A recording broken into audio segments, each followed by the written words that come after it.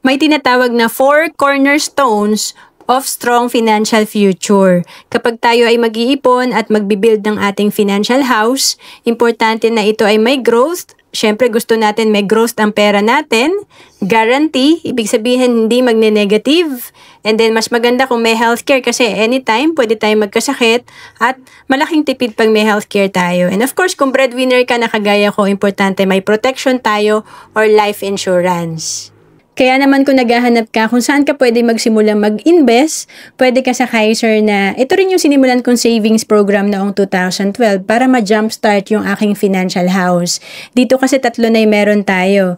Meron tayo ditong investment, healthcare, at life insurance.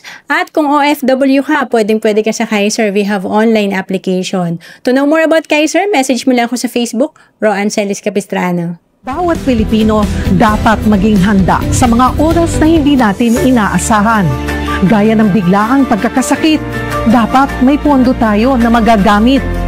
Sa oras ng pangangailangan, dapat may magmamalasakit. At sa pagtanda, walang pangamba, dapat may mag-aalaga.